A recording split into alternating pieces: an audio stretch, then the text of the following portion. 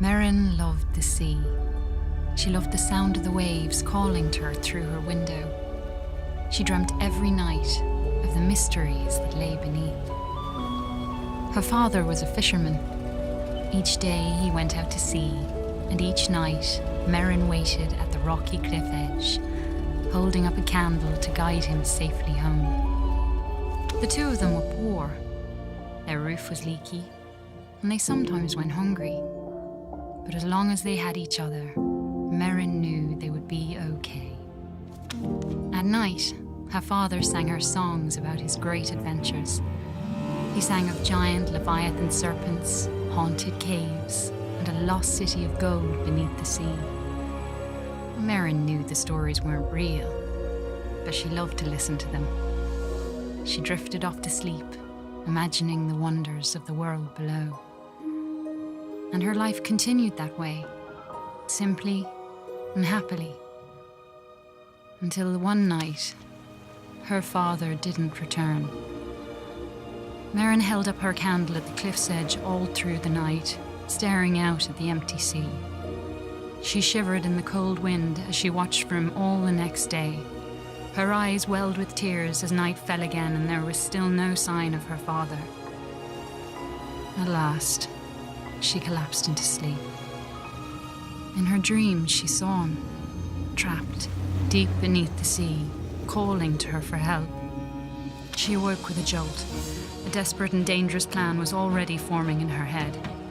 She took scraps of metal and wood her father had caught in his nets and pieced them together. She hammered and bolted, she measured and sawed. And before the sun had set, she had built a tiny, rickety submarine. With trembling hands, she squeezed inside and dove down beneath the waves to search for her father.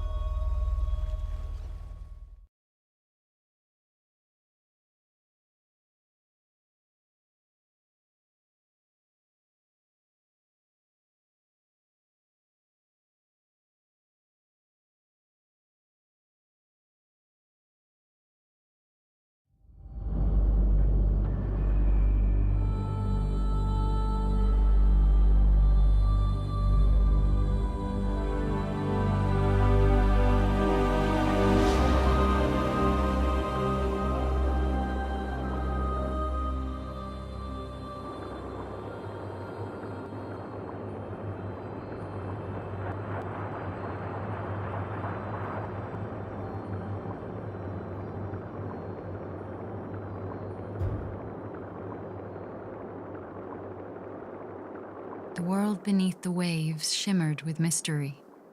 Glow-kelp bulbs lit up around her as she passed by.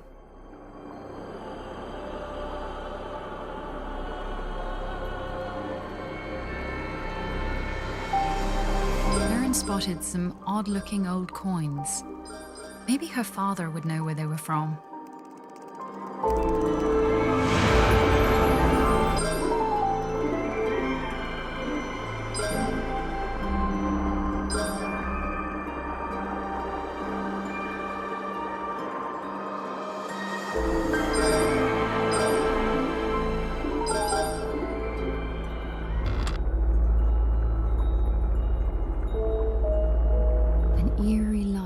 Flickered and danced on the sea floor like an underwater fire.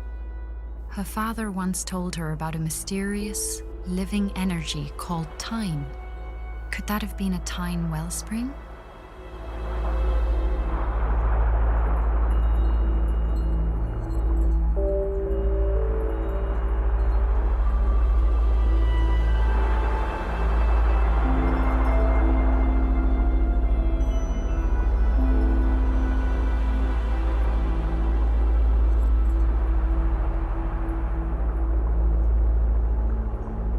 A seahorse made of clockwork gears, darted out of the way as Merrin approached. She wondered who could have built such a curious creature.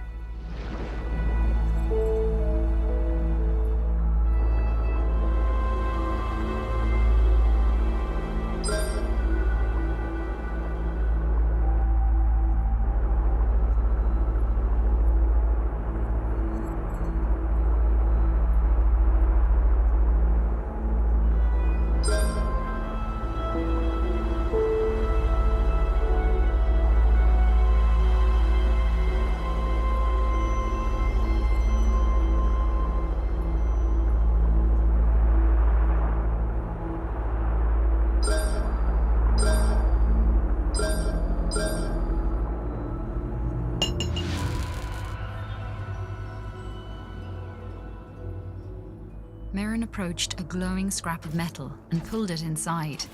It was claw-shaped and had a strong magnetic pull. She took out her tools and attached it to a firing mechanism on her steering column.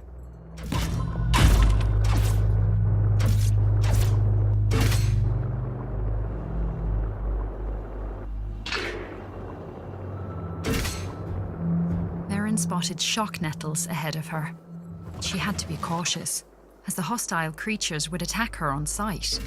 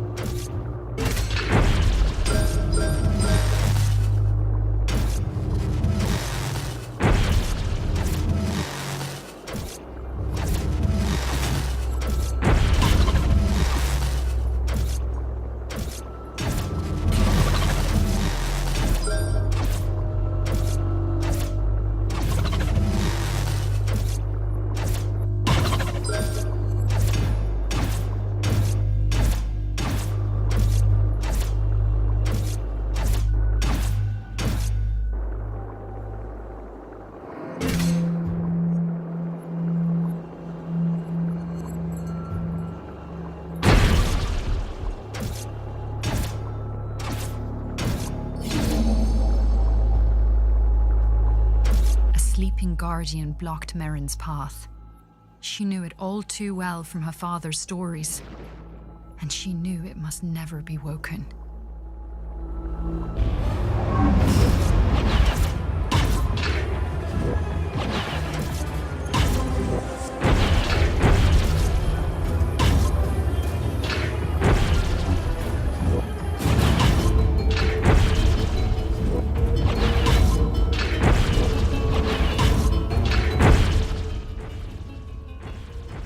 According to her father, the Guardians had been built by ancient undersea explorers called the Fomori. Merrin always thought the Fomori were a myth. Now she wondered if her father's other stories might be true.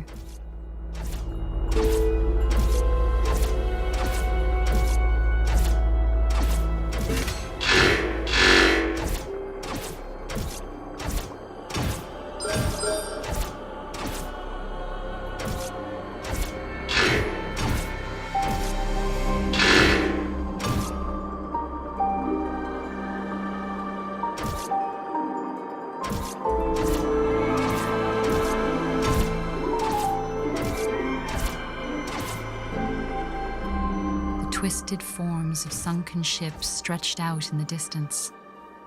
Was her father's boat somewhere among them?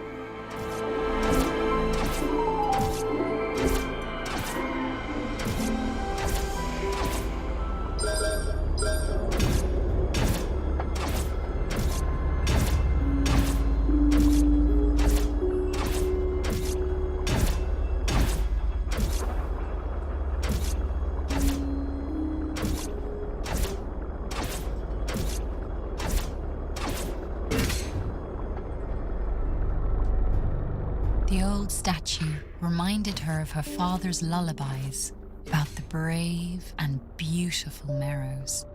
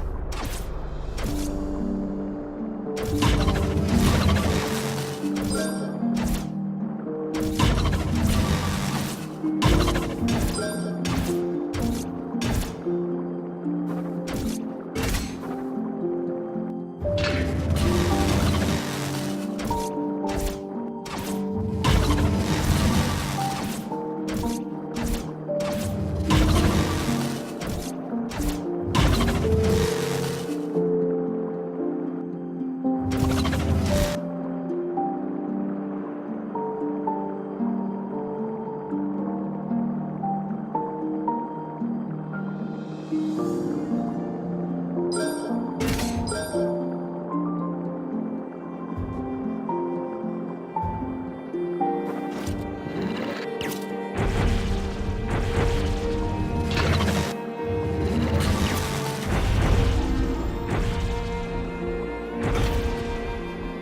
Merrin explored, she sketched the terrain on a sheet of cartography paper. Her father had taught her that those who make maps are never lost.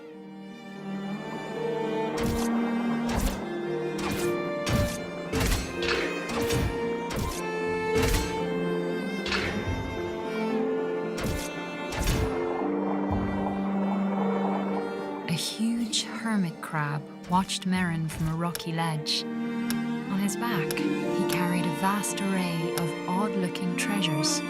The crab seemed to like shiny objects. Maybe he would be willing to make a trade.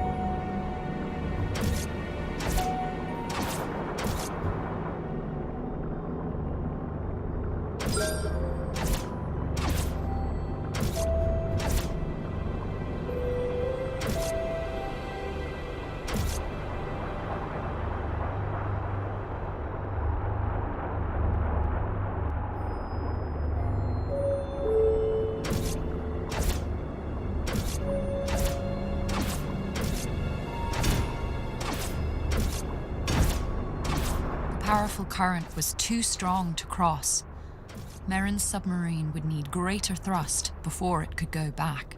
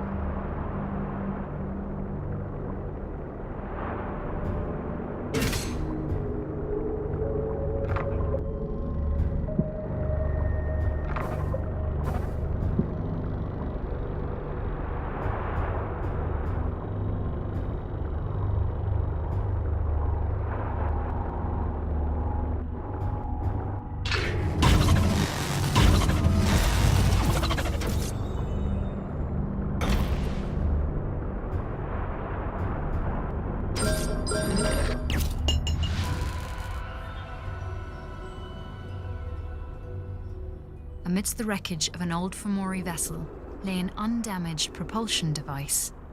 Merrin bolted it onto the back of her submarine, eager to test out its effects on her lightweight craft.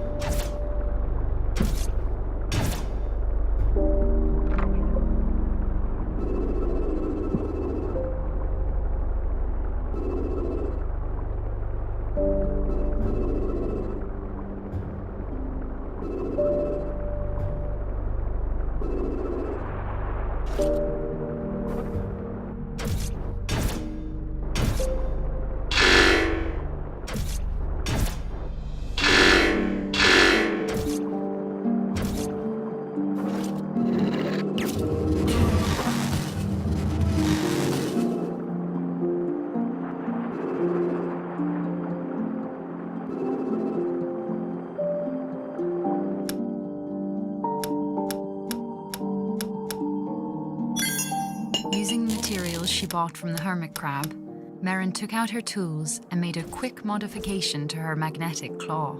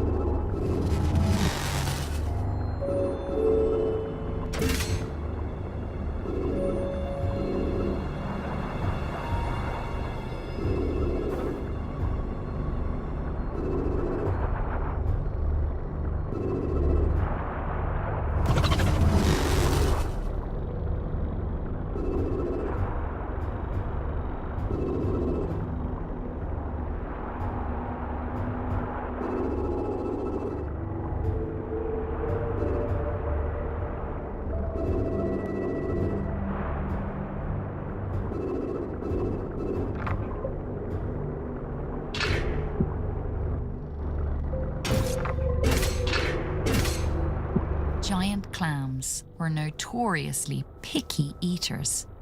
Each one seemed to prefer a different kind of treat.